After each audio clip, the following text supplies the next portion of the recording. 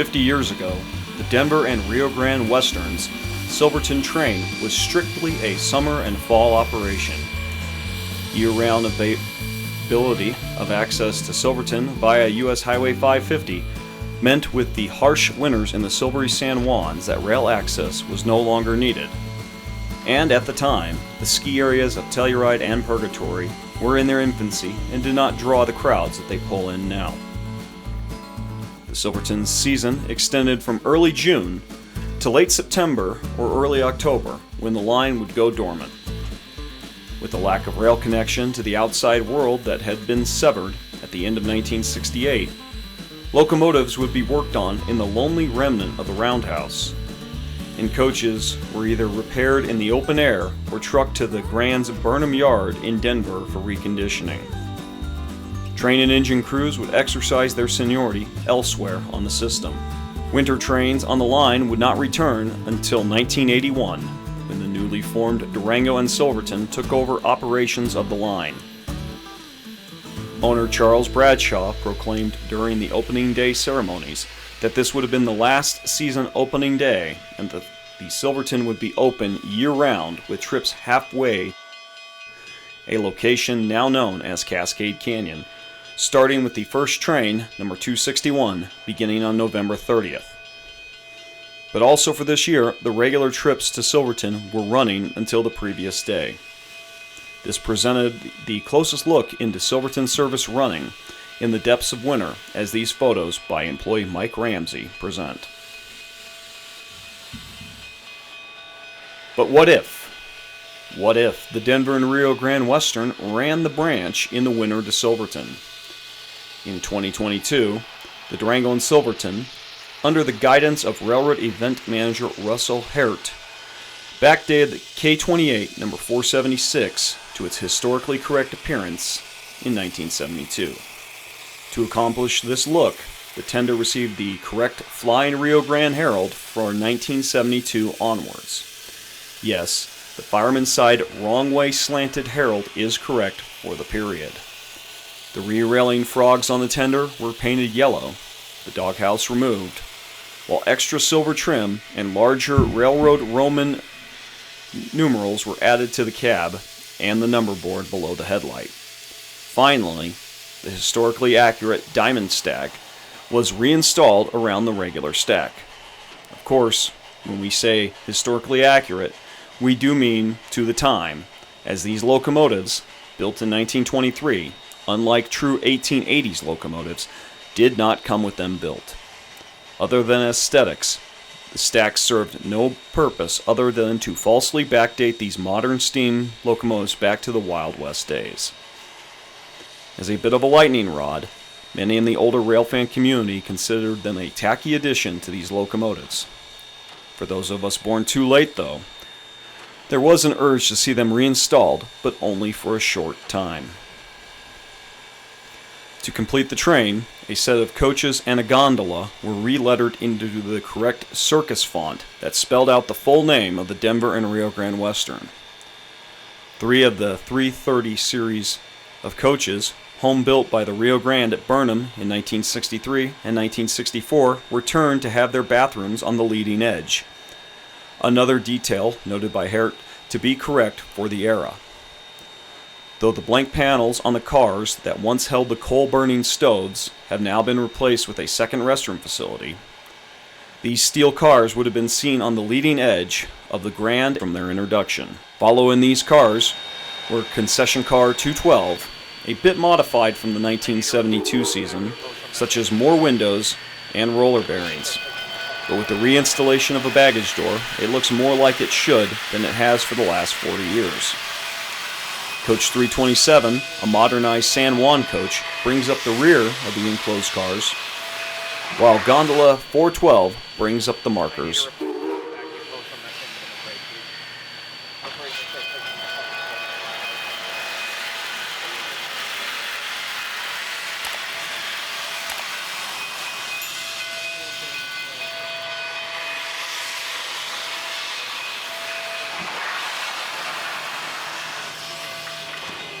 We'll follow this grand what if on a hypothetical trip along the line.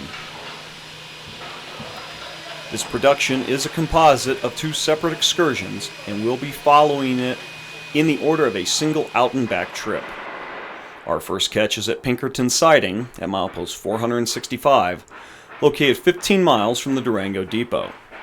This siding did not exist in 1973, as the new Durango and Silverton would install it 9 years later.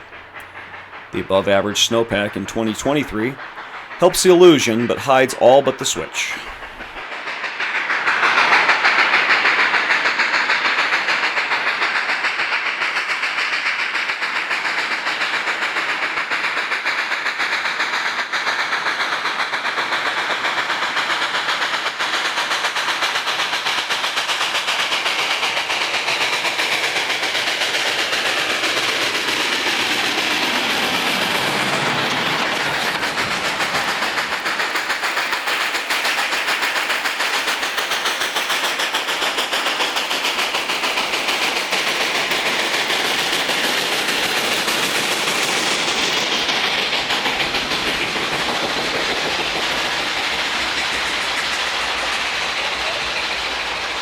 At milepost 467, the train continues up the 2.5% grade, where it comes onto the Mini High Line, a shelf track above Old U.S. Highway 550, and looking northward gives us a great view of Engineer Mountain to the north. This pyramidal peak sits in an area between the San Juan and La Plata Mountains, just north of Purgatory ski area.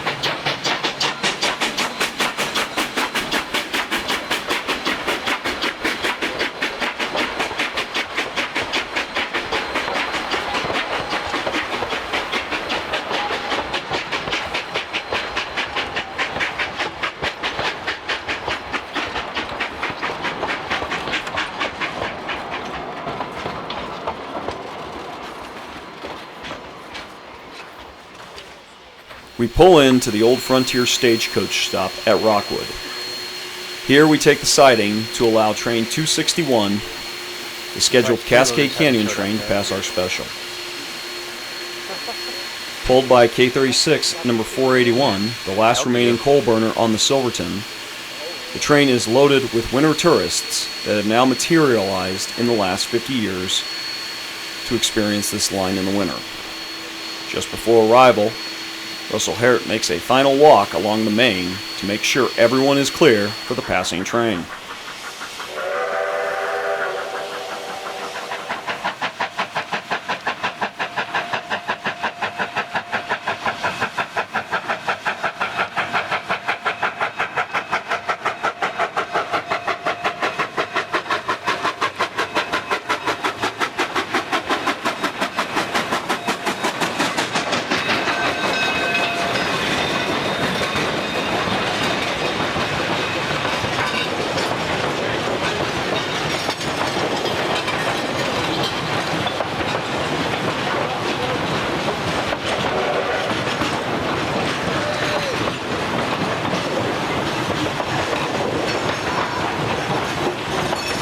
After the Cascade Canyon train has cleared, 476 takes to the main and pulls in its elbows as it rolls through the Rockwood Cut. This nearly 400-foot-long gash allows the railroad to enter high above the Animas Canyon Gorge, which it will be in from here onwards.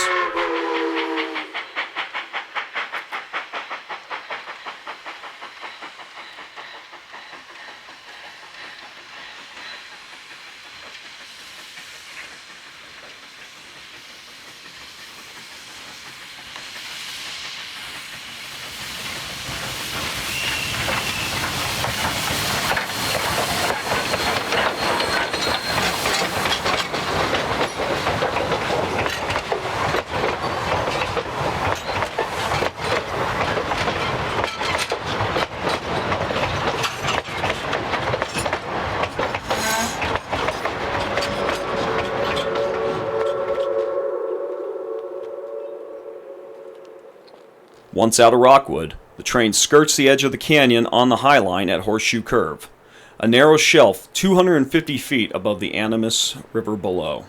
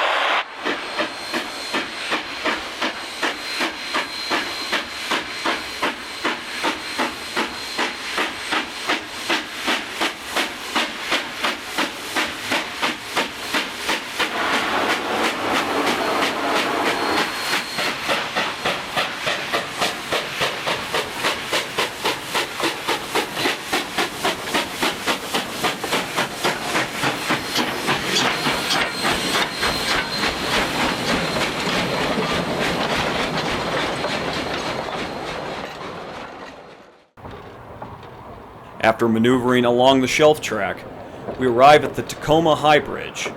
This is the highest crossing of the Rio de las Animas. This bridge has been carrying trains over the river since it was installed to replace the wooden one in 1894.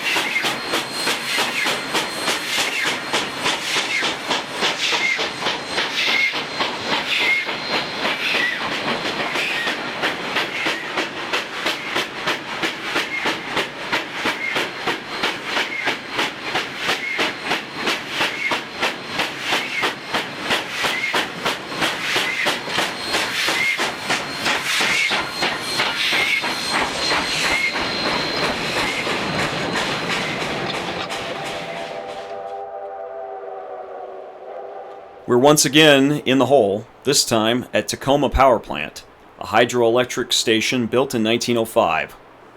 We're on the access bridge over the Animas as the 481 thunders up the canyon.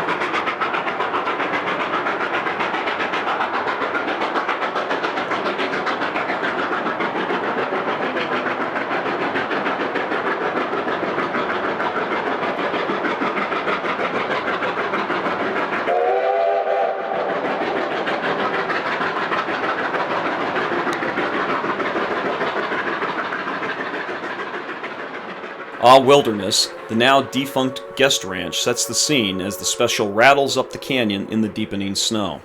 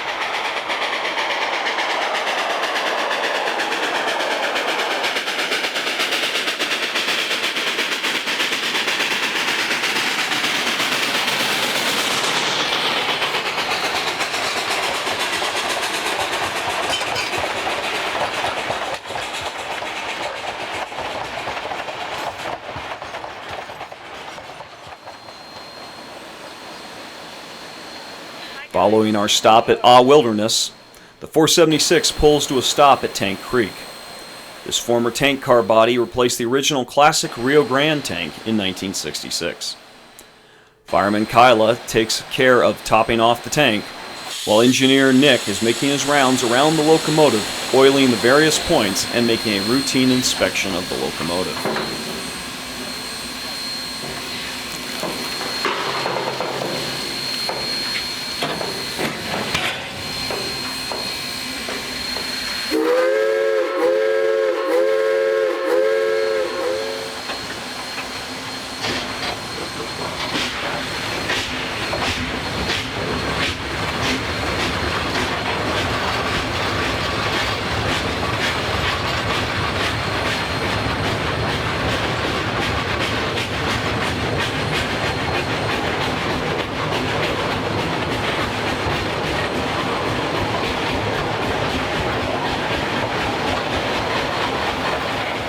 We'll head a little further to where Little Cascade Creek meets the Animas at milepost 476. Known to most as Cement Wall, this name was coined by the retaining wall built here after the disastrous 1970 Labor Day flood that nearly, but failed, in removing the Silverton from the canyon.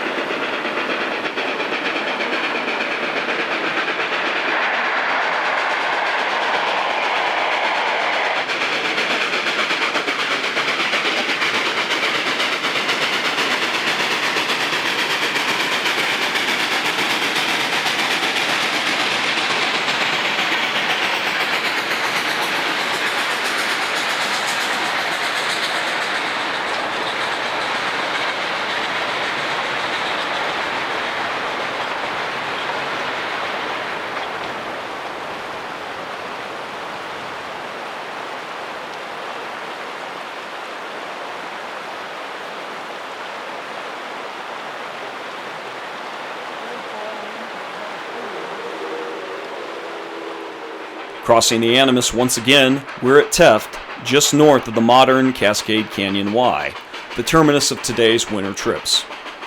From here on to Silverton, avalanches foul the tracks, but today we're able to head nearly as far as milepost 481 before heading back to Durango.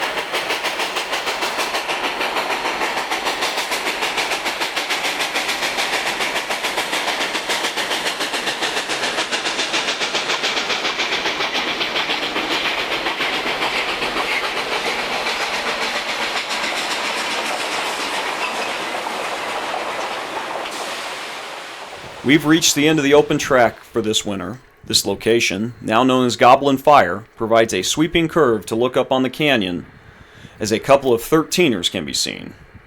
These 13,000-foot peaks are the Needle Mountains piercing the sky.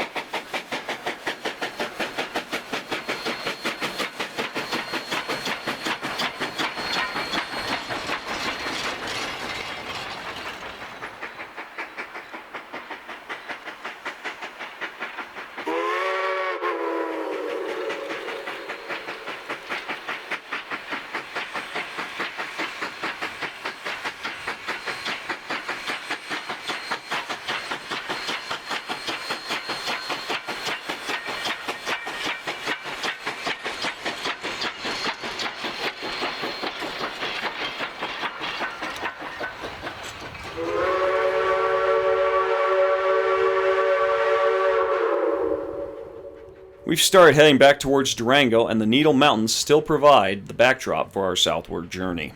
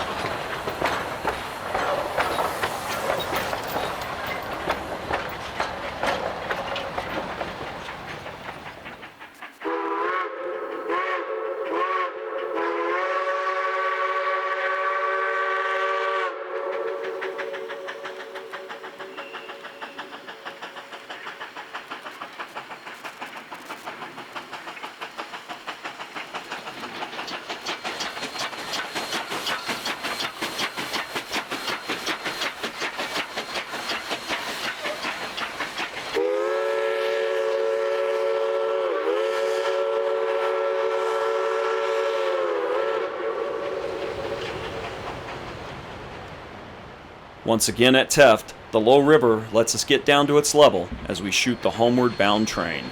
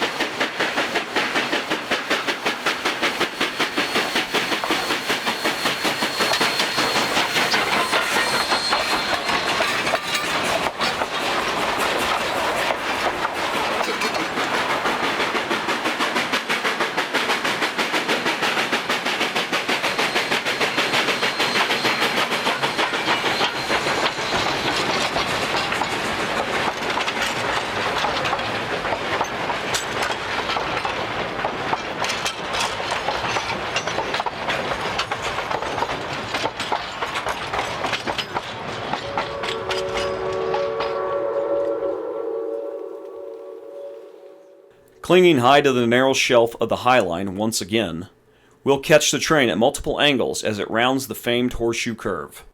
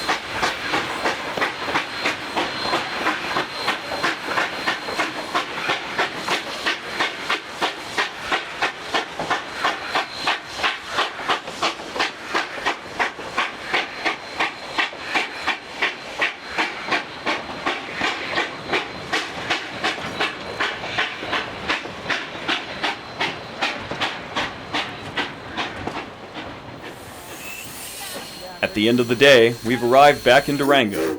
The passengers have dispersed, and the crews will take the train, service and turn it, and then take the locomotive back to the roundhouse, having given us a look at what a season on the Rio Grande may have looked like 50 years ago in the snow.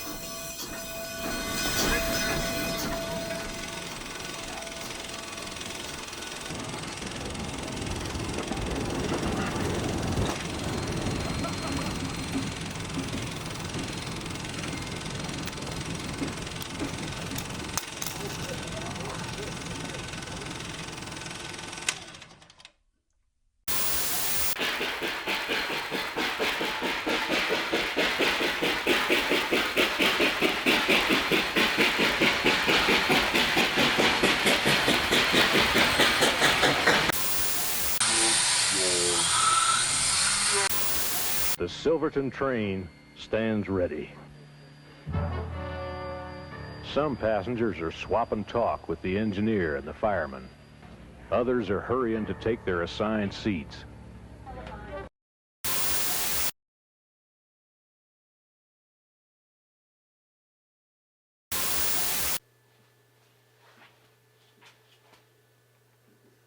You're still here? Go home. It's over. No, wait.